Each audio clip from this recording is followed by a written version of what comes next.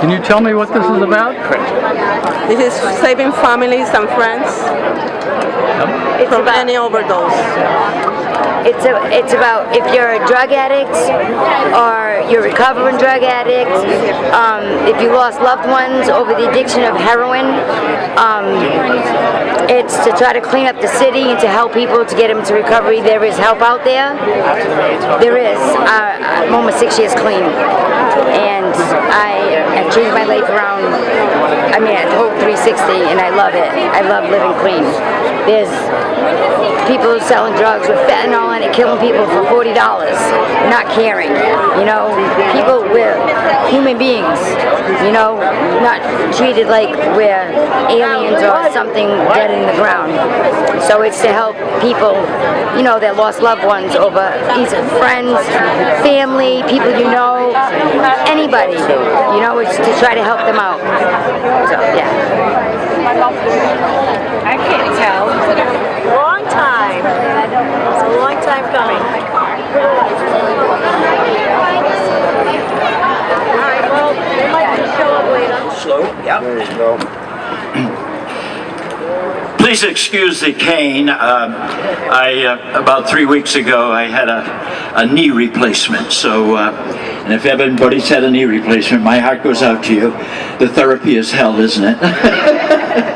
So anyway, great. It's good to see you all here tonight and to realize that in seeing a cross-section of the city, I'm always reminded that it takes a village, doesn't it? It really takes a village with the disciplines of so many people that are only interested in the primary issue of good health and good lives, and to have the success of knowing that the things that we're created to do in life can be accomplished. I'm always reminded of the comment by John Stuart Mills, and I sense that here tonight. He said, he's an American author and poet, and he says that if you have a vision but no task, all you have is a dream. But if you have a task and you're willing to work at it, but no vision, all you have is a job to do, day in, day out.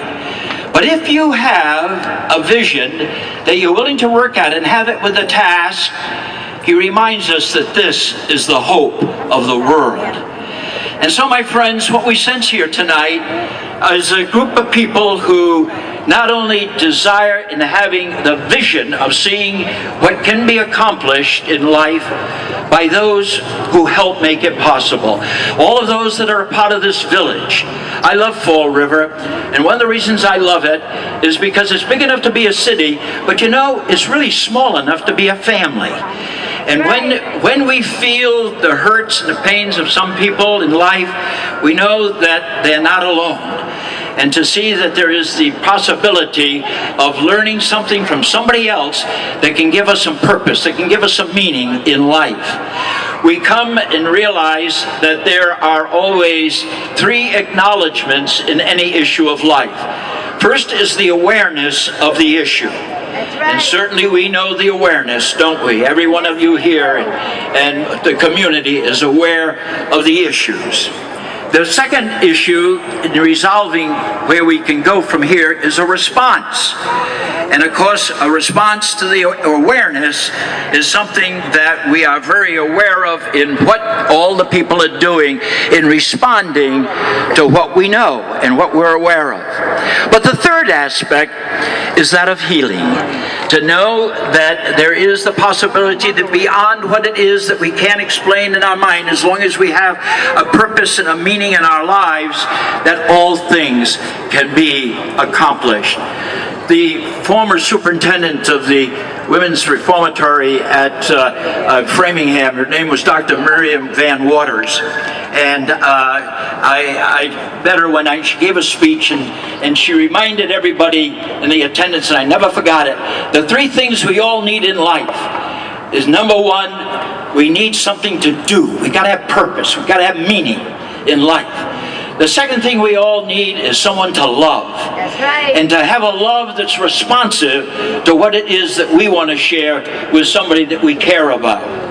But the third thing that we all need in life, that is basic to our human character, human personality, is something to hope for. To hope for. Last night, I had the privilege of being at a reception with Tom Brady at Gillette Stadium. It was the gala for the Patriots in their preseason event. And I had a wonderful talk with him about some of the things that he had to encounter in his life, and how sometimes he had to swallow his pride because he realized that the only thing that's important in life is doing what you know to be right. And if there's anything that's meaningful to life, is that when you're doing that which is right, it has to come out right, or life doesn't make any sense. I'm reminded of the person that was being chased by a tiger in the plateau, and the tiger was gaining on the person that was chasing, and they come to the edge of a cliff. And at the edge of the cliff, there was a rope that went down from the cliff. And so he grabbed the rope and he goes down and he hangs on for dear life with the thought that looking below 500 feet are nothing but jagged rocks. Now, all of us have been in that situation, haven't we? The past in which the tigers are chasing us, the future in which we see nothing but rocks before us. And to add insult to injury in this story, there are two mice at the top of the cliff gnawing on the rope. But right in front of him, as he hung on for dear life, there was a chocolate-covered strawberry. And he reached out, and he ate that chocolate-covered strawberry, and he said, that was the best strawberry I ever had in my life. You know, those are the counselors, those are the caregivers, those are the people that work every day with us in Fall River, that hold out that hope, that no matter what the circumstances are, the past or the future, we can look at that chocolate-covered strawberry and see that there is something delicious about life that gives us all meaning and purpose. And so, my friends, we go on with our lives, and we do realize that we're not alone. And to know that there are those that do care for us, and we keep our thoughts and our energies alive in the things that still lie within the human heart. There was a young boy that saw a person that was selling balloons, and one of the balloons got away and went into the air. And the little boy goes up to the balloon salesman and said, I see the blue balloon going skyward. Would the red balloon go as high, or the yellow balloon? And the fellow said, it's not the color of the balloon that raises it to its height, it's what's inside of that balloon. And therein lies the secret of life, for all of us to take an inward look at what it is that we can do to make the world better, because there are people that care, there are people that love us, there are people that have things and visions for the future that give us a vision of the things that are intended for the betterment of a community and the world we live in. Thank you. God bless. Carry on. And see you soon. To come together to remember people that have passed, families, friends, sisters, brothers, daughters, sons, uncles, cousins, the list goes on and on. Every single person here, and I think every single person in the entire city of Fall River, has been personally affected by some kind of opiate or substance abuse in some way, shape, or form. And this is a problem that has stemmed across the entire country, and it's something that's really, really serious. So I'm very happy to see that so many people can come together. And what was so impressive to me tonight, as we sit upstairs on the 6th floor And as agencies throughout the city work on addressing these problems, there are people in the grassroots level working on it too. And today is an example, and I think it's the first step to more and more unity between the grassroots and the agencies and the state and our district attorney and our public safety individuals, who I need to give a big shout out to, because the issue that we're facing, this disease, this epidemic, this is straining our police and fire department, and they're doing the best job that they possibly can with the resources that they have, and they are trying their best to save people's lives. It's an issue that, yes, please give them a round of applause, yes.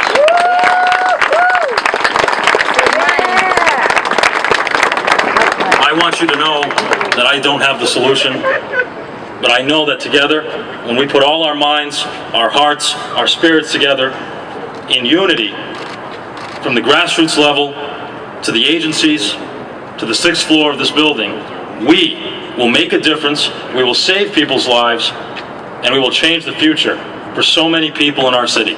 So thank you for being here, thank you for coming together. God bless you and your families. I can't, but together we can.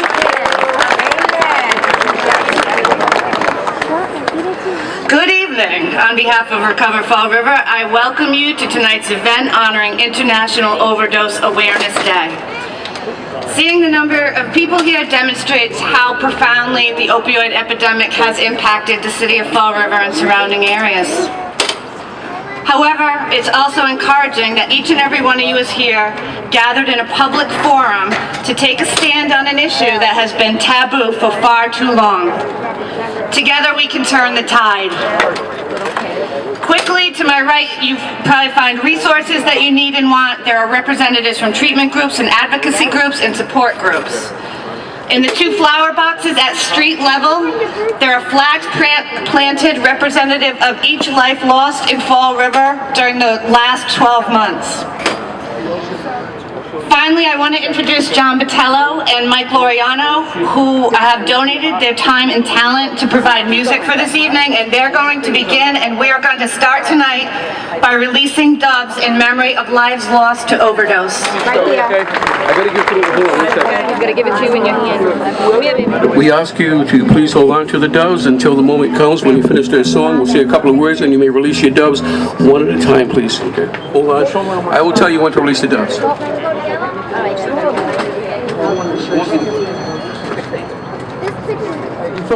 Before we play this song, I'd like to just say that we are here to honor the strength and the courage of those fighting addiction, especially the ones that have lost the battle.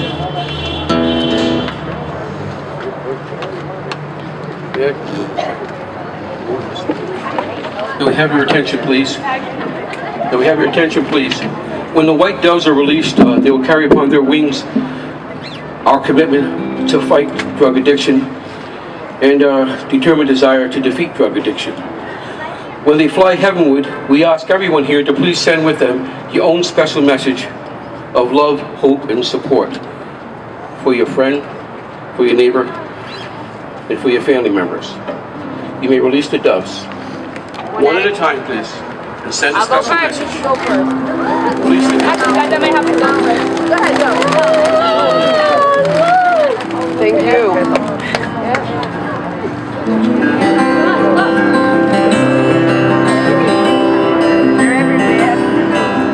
I'm just a poor boy, though my story's seldom told. I have squandered my resistance for a pocket full of mumbles, such of promises. All lies and jest, still a man hears what he wants to hear and disregards the rest.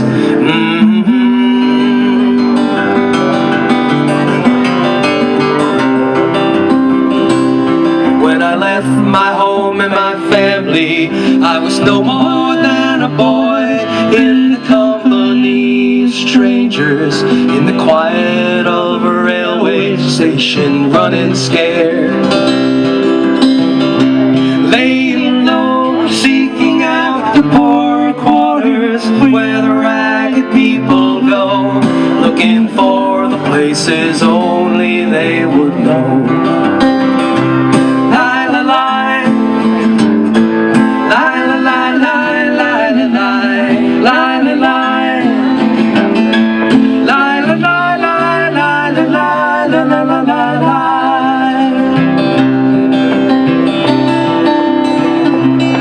Asking only workman's wages, I go looking for a job, but I get no offers. Just to come on from the whores on 7th Avenue. I do declare there were times when I was so lonesome I took some comfort there. Ooh, la la la la la la la.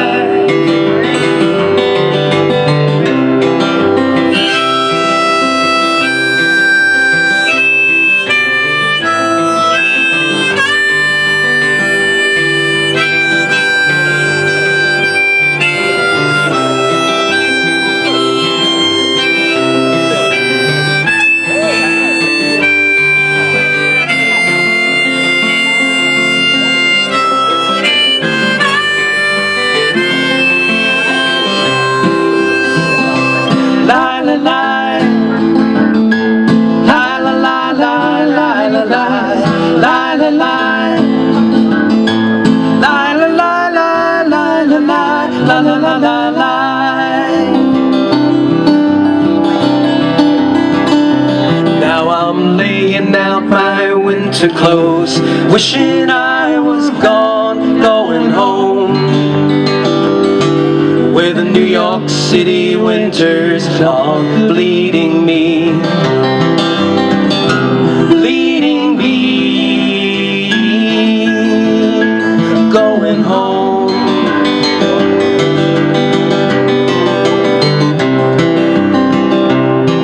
In the clearing stands a boxer and a fighter by his trade, and he carries the reminders of every glove that laid him down or cut him till he cried out in his anger and his shame, I am leaving, but the fighter still remains. La la loo.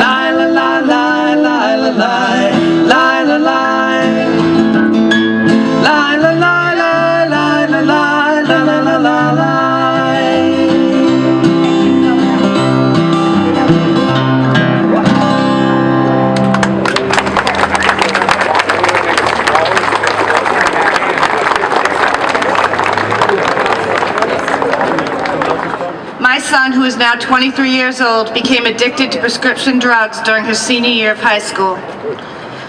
Within the first year of his addiction, he went from appearing on the athletic fields of Durfee High School to appearing before judges in Fall River District Court. He went from a comfortable home to living in the streets. And of course, just like nearly all young people who became addicted to prescription drugs, he went from Percocet to heroin. Having become active in addressing the opioid epidemic, I now know, as I'm sure you do, that there are many other mothers with similar experiences. Throughout the last 7 years, my family has had many interactions with Fall River police officers because of my son's addiction. There have been multiple arrests, overdoses, and he's been detained for Section 35 petitions. A little over a year ago, Officer Kevin Lopes was called to respond to a 20-something black male walking down our street carrying a TV on his shoulder. I was notified when Officer Lopes called my cell phone inquiring if I could come home. When I pulled into my driveway, he was talking with my son about treatment. Based on what the media tells us, it was not the scene I expected to see. That was the first time I met Officer Kevin Lopes. I took note not only of his professionalism, but of his thoughtfulness, his compassion, and his willingness to invest in people in his community.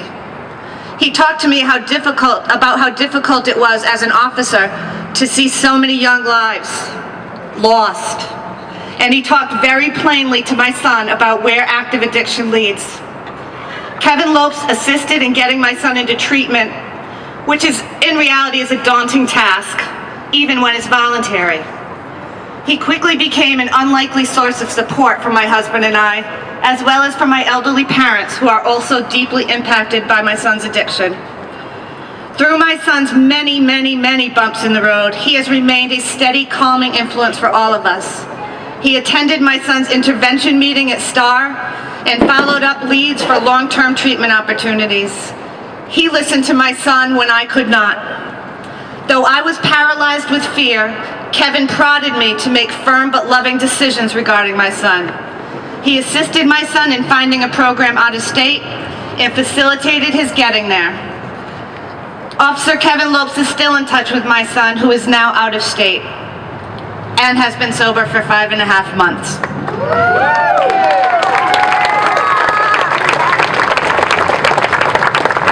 Most remarkable of all, as I attended family support meetings for loved ones of people addicted, I spoke of my experience with Kevin Lopes, and it became very apparent to me that many other parents in Fall River have had the same experience.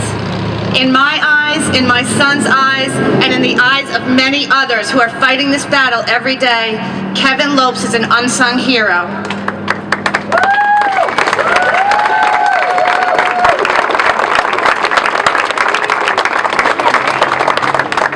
I hope, Chief, that by his example, he will inspire others in the community to feel compassion rather than judgment in dealing with the issue of addiction. Sincerely yours, the Addict's Mom. Officer Kevin Lopes.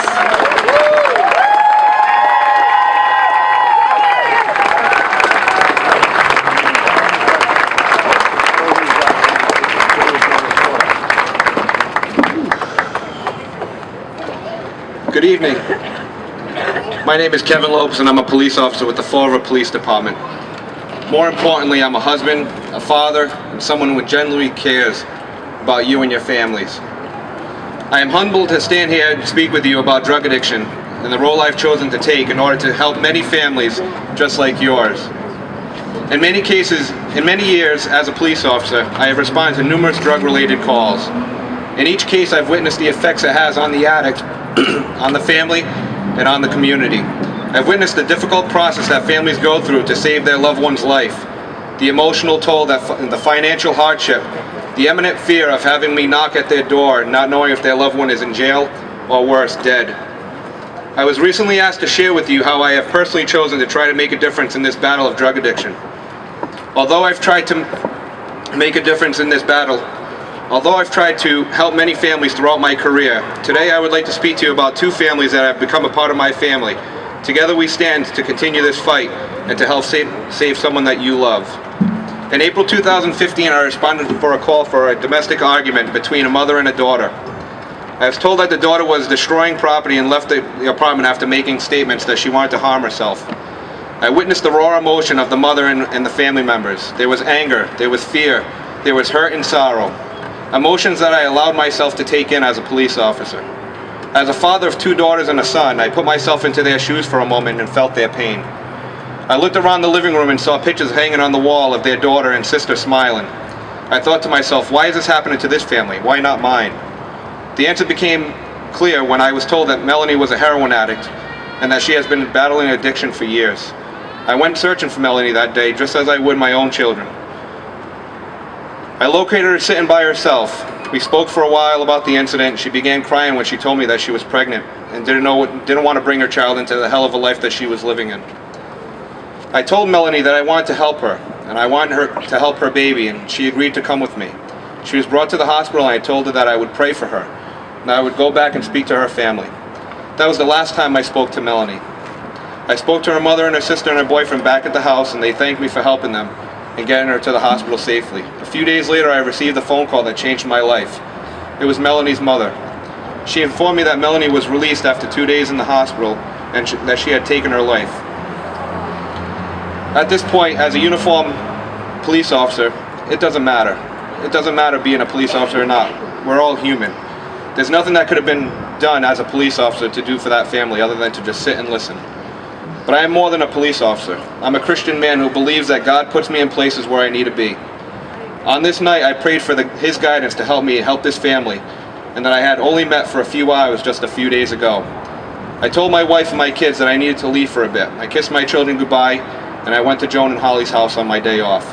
There was nothing I could do except to listen and just be there for them. Then I met Jack, who was Melanie's boyfriend, and the father of their unborn child. I had never met Jack before, and I knew nothing of his family. We spoke man to man and decided that as a father he should name his unborn child, for the sake of never forgetting that child, and to live his life for that child. Jack named his baby Alex, which made me happy that Alex would not be forgotten. A few weeks later, I went to Melanie's funeral and witnessed something that many officers don't get to see. Many officers only get to see the addict at their worst. I got to see every single family member, every friend, every loved one that was affected by this horrible tragedy. I just sat there and listened and realized that how I deal with situations on the street as a police officer has consequences. And this situation had an ultimate consequence. God knows that I tried. Melanie and Alex's memory now live with me every day. Joan and Holly are now part of my family and will continue to be for the remaining days of my life. Since that tragic event, together we've gone to church together, we've gone to lunch together, we've called and talked on the phone, and we stand here now together to fight for your children and for your families. Joan and Holly, Melanie and Alex will forever live in my heart. I move forward in my career as a police officer and as a husband and a father. I will help others with the same compassion and steadfast resolve that so many have to feel the same pain that you did. I love you both and thank God He brought me into your life. God also brought another family into my life. Vincent, Lori, Paul, and Andrea are all here today, including Andre's brother. And together we stand and fight for your loved ones also. I stand here today to fight for Andre. I came into their lives early this year in a pretty easy case. Boy, was I wrong when I used the term easy. Easy would have been placing Andre in jail for his actions on that day. Simple police report, and my job would have been complete for that day. But as I began taking notes of the crime, I remembered Melanie. I carry Melanie's memorial funeral card with me every shift. I keep it tucked in the back of my folder, my notebook. I met Andre in the backyard of his parents' house, and he told me that he had committed the act that I was investigating. Pretty easy. Andre told me that he had a drug addiction problem, and at that point, I knew that I needed to do more for this young man than to simply place him in jail or to simply bring him to a hospital. We sat on his front porch and talked for nearly an hour with his parents were on their way home. It was the first time I had ever met Vincent and Lori. As I entered their home, I noticed that it was exactly like my home I grew up in and the home that I live in now. There was pictures hanging on the wall, sports trophies, diplomas, normal home decor. This again was a family just like mine. I discussed options with Lori and Vincent, and I told them that I would like to bring Andre to treatment, as I knew that bringing him to jail would only continue the cycle. He would eventually get out of jail and we'd be right back on the streets. I've been here before and I didn't want Andre's funeral card in my notebook. They agreed and Andre was brought to treatment. On the way there, Andre told me in tears that he had so many dreams of being a professional athlete, or to join the military, or to do something good with his life, to be a good dad to his child. That day I promised him that I would stick with him through this treatment as long as he truly wanted to get better. Andre was in and out of treatment within days, and when I reached out to him, he told me that he couldn't be in a place where he looked out the window and could see his house and knew where his dealers were. The addiction was too strong.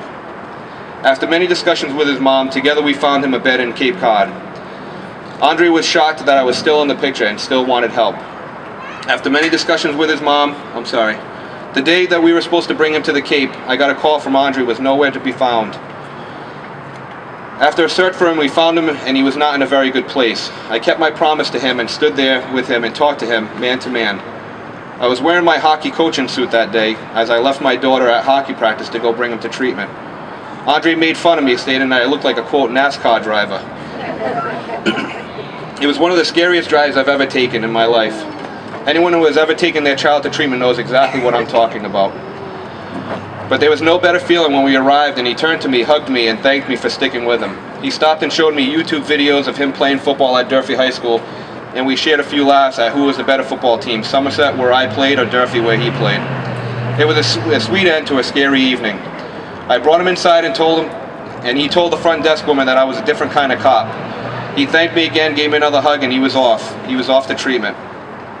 After 2 weeks, I was naive to the fact that he would be in there for a long time. But after 2 weeks, he was back out due to financial obligations that needed to be fulfilled. Andre was back out in the streets and in serious trouble. Not that he was going back to drugs, but he was very vulnerable, and I knew that I needed to get him into long-term treatment. Lori, Vincent, Paul, and Andrea stuck together. We went to church together. We attended Andre's intervention meetings, just as Lori had mentioned earlier. I knew in order to save this kid's life, I needed to get him out of the state. And one day, I stopped by Lori and Vincent's house and discussed options with them. Vincent took the words right out of my mouth when he presented me with a pamphlet for a treatment facility in Florida. We discussed insurance hurdles, tuition hurdles, and many other hurdles that would have to overcome in order to get him down there. I took it upon myself to raise Andre and his family over $2,000 that would help cover the cost of travel and tuition. When I called Lori to tell her, I'm not sure what her reaction was, but I hope it was one of relief. Andre was completed 2 weeks of detox and flew to Florida nearly 6 months ago. He's always in my prayers and my thoughts, and I know his battle is for life now. I've been in sporadic contact with his family here in Mass, and recently updated that Andre has found a job and apartment and has been clean for about 6 months, regularly attending meetings. Andre is alive today. Andre is not in jail. Andre is my hope for so many young women in this city. I look forward to the day that I get to see Andre again and to shake his hand, to give him a hug and to tell him that no one ever gave up on him, to tell him how proud I am of him for his huge part in his own recovery. You see, we as parents, grandparents, and friends and police officers can only do so much for those suffering with addiction. Ultimately, we can only guide them, help them. I helped guide Andre, but Andre got clean on his own, 1,500 miles away. For that, I am proud of him. Vincent, Lori, Paul, Andrea, and Andre's brother, I thank God for bringing me into your life. I promised Andre that I would be there for him. I extend that promise to you today, that I am also going to be here for you as long as you need me. In closing, I would like to extend my prayers to each and every one of you that are here tonight. Each and every one of us can do our part to help save a life. I may be a police officer and was brought into these families' lives due to my job, but everything I did for them could be done by any one of you standing here today. Each and every single one of us has a story to tell.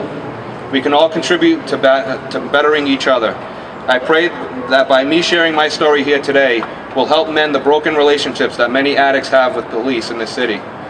I am one officer of 200 plus officers that truly care and are willing to help. We are also fathers, mothers, sons, daughters. This can happen to any one of us. Let us all come together and let's all help each other out. May God bless you guys all, and thank you for this opportunity to speak.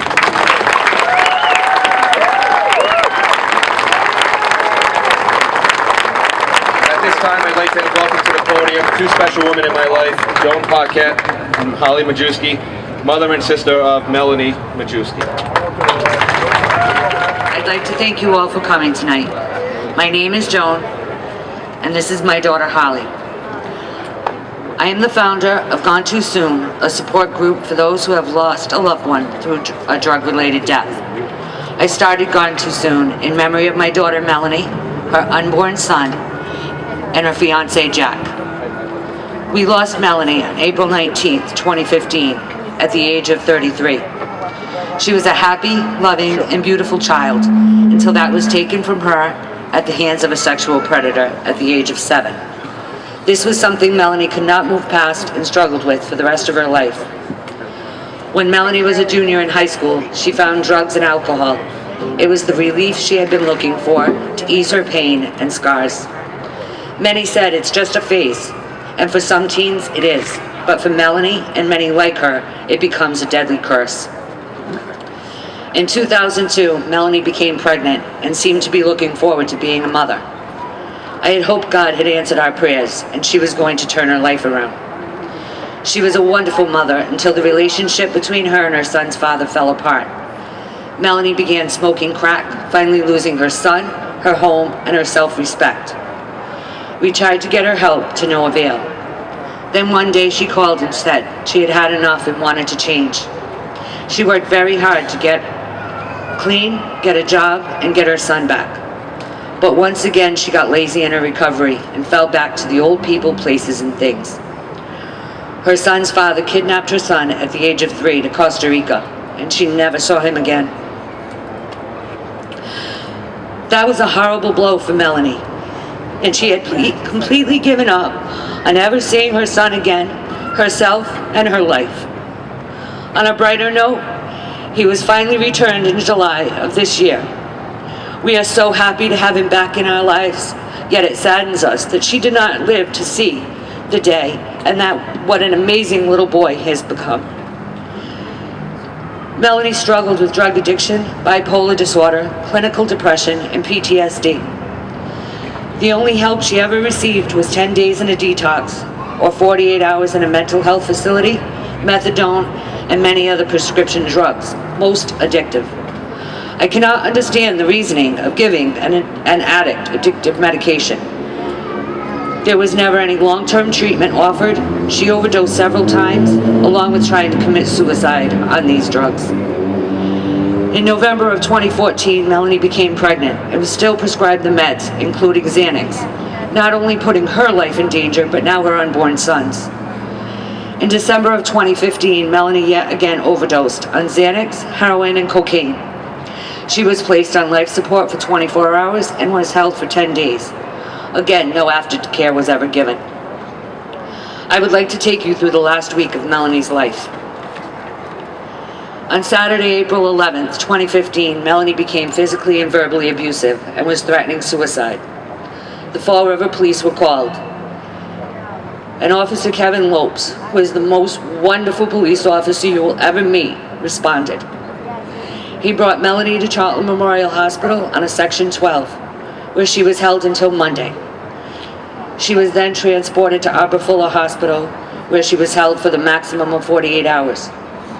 We tried expressing our concerns for both Melanie and her unborn baby's safety, only to be told, due to HIPAA laws, that they could not talk to us. On Wednesday, she was released with no money, nowhere to go, and no aftercare. Her fiancé got her a room at the Moby Dick Motel. On Saturday night, Melanie became angry at her fiancé and began punching herself in the stomach and taking handfuls of pills. The police were again called, but this time I wasn't so lucky to have Kevin Lopes. 2 police officers spoke to her fiancé and myself, and 2 spoke to her. We explained all that had transpired during the week, although we pleaded and begged for her to be taken to St. Luke's, as we knew she was a danger to both herself and her unborn baby. The police and the EMTs decided to let her stay in that motel. We were told to go home, not answer her calls, and not to further antagonize her. Emergency responders need to be trained to err on the side of caution, especially when they have loved ones telling them that there is a problem. At 12:45 p.m. on Sunday, April 19th, 2015, I received the devastating call that my daughter had taken her life in the Moby Dick Hotel. If just one person that week had listened to us, maybe I would not have lost my daughter, my grandson, and ultimately Jack, who chose to be with his Melanie and his son the day before her funeral. So now a whole family is gone too soon. There needs to be big changes on how addicts, people with mental health issues, and their families are treated. Emergency responders, hospitals, doctors, and insurance companies need to have compassion and empathy. These people are someone's child, parent, spouse, and sibling. We, as a family, a community, a state, and a nation, need to make our voices heard and tell our elected officials we are fed up. In my grief, I decided to create Gone Too Soon, as unfortunately there is a growing need for this type of group, which is heartbreaking in itself. Gone Too Soon is a place for support, love, and understanding, without shame or stigma. Through my loss, I have learned, if you help someone up the hill, you get closer to the top yourself. If you or someone you know could benefit from the group, We meet every third Tuesday of the month from 7 p.m. to 8:30 p.m. at the Seven Hills at 310 South Main Street. Again, thank you for coming, and God bless you all.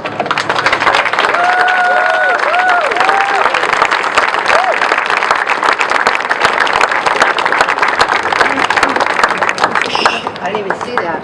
Hi everybody, my name is Kathy. I am here tonight to give a face to what recovery looks like. My last day as an active addict was September 23rd, 1987. I say that because there is hope. There are people in this crowd tonight that know me, that I know them, that have been living a clean, healthy, loving life. We're here to share some hope. The next speaker, his name is Raphael. He's going to share some hope as well. Thank you and God bless.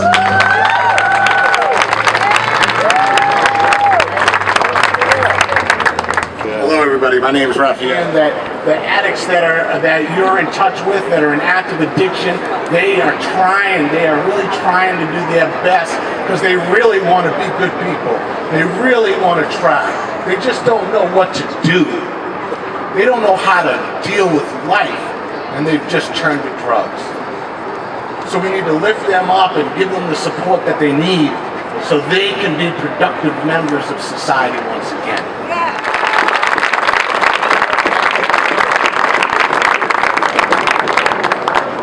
The next speaker is Attorney William Scannell, hopesforever.org. But he's over 18, there's not a lot I can do. You know?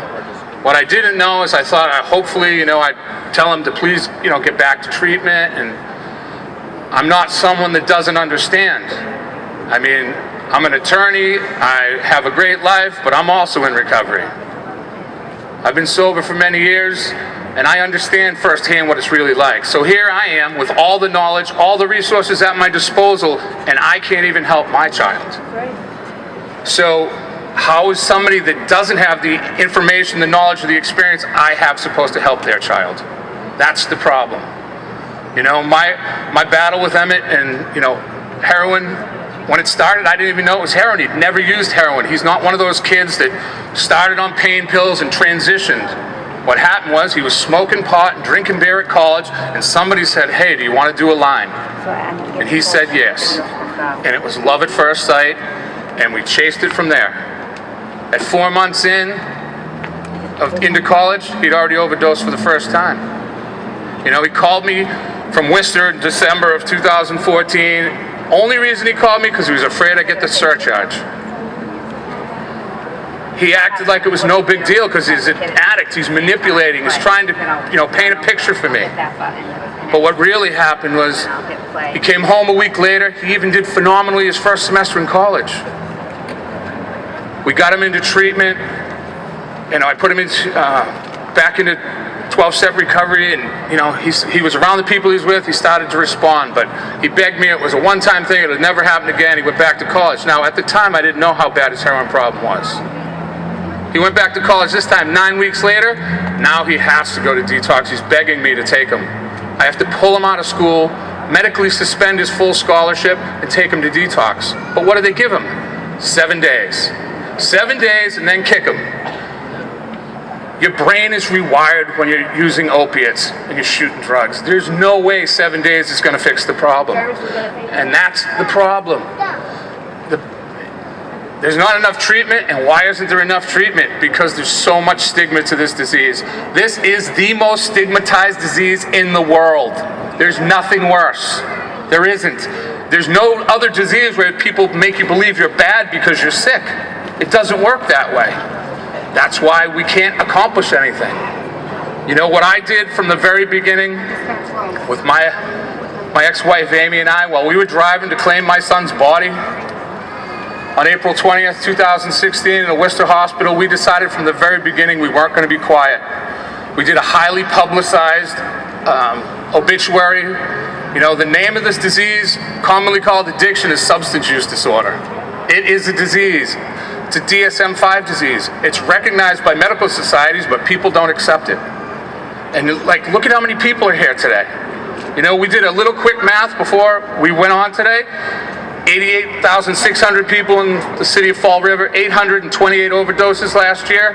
That's 1 in every 107 people in the city overdosed. Can you even comprehend how bad that is? Right? So we have to do something to change the way it's handled. You know, what we tried to do is we just started a group. It's called hopesforever.org. All it is a clearinghouse of free resources and information to try to help you. You know, I'm in recovery, and when I came here and my son was struggling, I didn't even know the resources that were available 4 months ago. You know, today I can tell you, you know, you could call Paths in Boston, you can get into detox even if you have no insurance. You know, there's numbers you can call, there's all kinds of free information for you. But the people have to work at it. You have to stand up and talk to other people. You know, the biggest problem is we're not going to solve this on a computer or on Facebook or a website. You have to talk to other people. If you see someone talking down to someone with substance use disorder or an addict, you have to stand up for them. I do it every time I see somebody. How dare you look down your nose at someone? You know, there was a great line here, you know, God gave us 2 hands. One to help ourselves and one to help someone else. You know, and that's what I try to do. Like, I don't do this for money. I don't do this for fame. Believe me, I'd make a hell of a lot more money if I just stayed at work. But I give up 4 or 5 hours of my day every single day to try to raise awareness. Because if we don't get the general public to support it, politicians aren't going to vote for it, insurance companies aren't going to pay for it, and it's going to stay the same, and more people are going to die. If it wasn't for Narcan, there'd be thousands dead everywhere. But guess what? The drugs keep getting stronger, and there's fentanyl and carafentanyl, and guess what? Eventually Narcan's not going to work, and people are going to keep dying. Okay? My son, when he died, had a 4.0 GPA on a full academic scholarship in college. He'd never been arrested. He was a kid who's like the face of, you know, the boy next door. And he's dead because there was no treatment for him. And worse, I believe this today, like, I don't blame myself. You know, how people ask me, how could I do this? 6 days after my son died, I spoke at an opiate awareness rally at Bridgewater State College. Okay? You know why? Because he probably died because he felt the stigma and was afraid. The last night I was with my son was April 9th.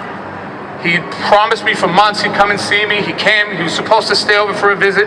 He got there with his girlfriend. They were both strung out. I knew it. You know, he can't pull it over on me. He was looking for a reason to leave the minute he got there. You know, but he looked at me. He was picking fights with his brother and everyone. He just wanted to get out of there. For some reason that night, God gave me patience. I have no idea, because I'm usually a tough love parent. And I didn't. I didn't lose my temper. I hugged him. I looked him right in the eyes and I said, I love you. Please don't shoot dope, and please come home after your finals. They were like 2 or 3 weeks away. He said, Dad, I promise I won't shoot dope. He looked me right in the eyes and I love you. And I never saw him again. 11 days later, he was dead. You know, he was in his girlfriend's minivan, getting high in a supermarket parking lot, and he died. Why? I wouldn't care if he dropped out of college. I wouldn't care what he did. But he didn't do it because of the stigma and the pressure he felt. That's why. People that want help won't even go get it because they feel so stigmatized. You know, we have to start helping people like the Emmets and the countless others before they get to the street. You know, when they're struggling, when they're in high school. You know, it's starting so young. So, like, all I can beg you to do, please, do not stop trying. Keep doing what you can. Please join my group. All it is free resources. I don't ask for money. I don't ask for donations, nothing. Hopesforever.org, please. Thank you. Okay,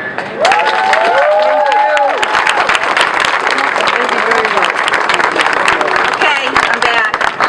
Can I just ask everyone to light your candles if you have your candles. Today the city came together united with a common bond of compassion and not judgment. I thank everyone who did the outreach during the day. Right now, Callie and I are going to play a memorial video. Between this vigil and this video, I hope these are the first steps that the city's going to take to fight the stigma of addiction. And I just want to, I was going to mention Joan's group, Gone Too Soon, but she spoke about it. But I just want to give a big welcome to Learn to Cope for coming. They just joined the city of Fall River. They'll be holding meetings every Monday. Charlton, at that cancer center. It's at 7 o'clock. They're a great organization. Thank you, everyone, for coming out. I really appreciate it.